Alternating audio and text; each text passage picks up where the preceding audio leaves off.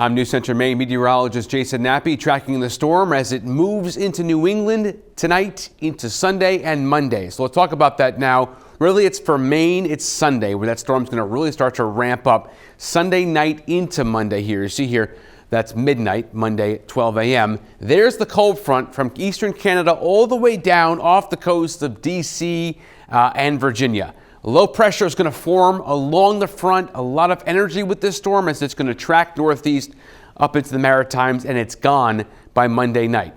Here's what you need to know. Here's a summary of the storm before I go a deep dive into the details and do the timeline. It's rain, wind, and a little snow late Sunday into Monday. For Maine, it's heavy rain for most of us. Highest wind along the coast and also pushing inland just a bit. Some mountain snow. And there is a power outage threat. Anytime wind gusts are getting around 50, 60, and even 70 miles an hour. Social media, if you'd like to follow along. If not, let's just get into it. Either way, got a big storm coming through. And it's the power outage risk on Monday where we have that scattered risk, especially in Washington County is where I'm going to target here of having the greatest threat into really Monday from Washington County. The rest of the state's going to get it earlier, especially the southwestern portion. So I'll zoom in now just a bit to northern and southern New England. You're seeing the rain start to move in Sunday during the day, 1 o'clock. It's just starting to move into Maine in the afternoon. First burst of rain. Now, right along here is where that cold front's going to start to just set up there, where you see these wind particles kind of come together here, right along the foothills in the northern highlands Sunday night. That's where the rain's going to be concentrated, okay? The southeast facing slopes especially. And then it gets very heavy 2 o'clock in the morning Monday from Bangor all the way down to Augusta. That's the threat for 3 and 4 inches of rain because this line doesn't move a lot Monday morning here. You see the cold front starts to stall just a bit here. You get that concentration of the wind and the rain. And the rain's going to pull the wind down to the ground level with this, but it eventually gets kicked east by 11 o'clock in the morning to Washington County. So I want to zoom in now and slow things down. Sunday night, 8 o'clock. Here's the heavy rain, foothills, heading up north into Millinocket and Waterville. Now, by 11 o'clock Sunday, southern Maine, southwest interior, the southern coast, starting to see that heavy stuff move through. And it's going to be incredibly heavy moving up into Rockland. Here's Penobscot Bay, Blue Hill, Ellsworth, and then in around Bangor, Orono, you're going to see heavy rain 2 o'clock in the morning while you're sleeping. And then it just barely moves east just around the Bar Harbor region up towards Calais, 5 o'clock in the morning. And here's the rain moving offshore of the southern coast. Still raining, but the heaviest stuff has pushed offshore. And then that's into Monday morning. Once again, now it's 8 o'clock, and that heavy band of rain is now sitting with the cold front right over Bar Harbor and Calais, okay? It is snowing in the western mountains, the Boundary Plateau, higher elevations up in the county, up in the Allagash at that time.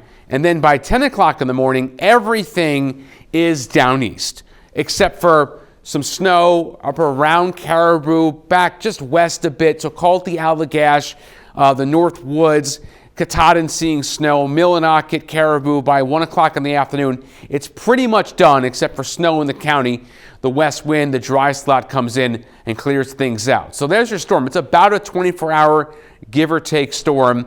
And the power outage risk, I've put it to moderate because of the wind. We've also got the rain 2 to 4 inches. And we've got low threat for lightning from this one. Not a lot of instability there. But the wind gusts have shifted east a bit because of the cold front Sunday night coming east, only about 25 or 50 miles. All it really needs to take is to take that wind offshore. And right now, that is the latest forecast, the latest details, is pulling that mostly Hancock, Washington. Those two counties, the bullseye for the greatest kind of ground zero with this wind, 57, 50. Now, it's not including what's going to happen, obviously, offshore and near shore. But still, that's a lot of wind, so the Christmas decorations could certainly end up in the neighbor's yard or in the next neighborhood. So you want to bring those inside right now if you haven't already. Holiday decorations, whatever you celebrate. Good time to bring Santa, the reindeer, and everyone else inside for a couple of days. Now, the rainfall concern has gone up here 3 to 4 inches. Casco Bay, Lewiston, Auburn, all the way up to the capital region, right over the Kennebec River Valley. That's a lot of rain. Plus, you're going to have rapid snowmelt from high dew points, okay? And it's just going to really cause problems. Rivers and streams, creeks are going to rise rapidly. So I'm really concerned about that. And even 2 to 3 inches is a lot of rain. And there it is, a lot of rain, but there is some snow component to this Western Mountains Boundary Plateau, up in Coos County in New Hampshire.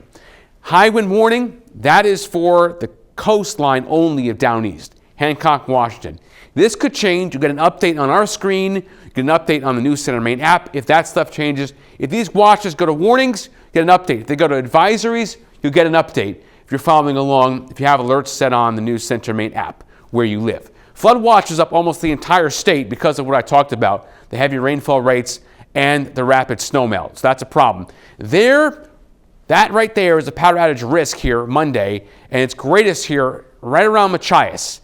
That's where I'd be very concerned to have the generator ready and go, fueled up and ready to go as we get into the forecast, especially on Monday. You want to do it, though, now or early Sunday before the rain comes.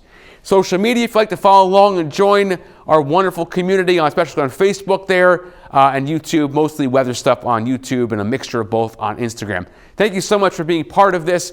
Updates on there and on the storm and online into the next 24 to 36 hours.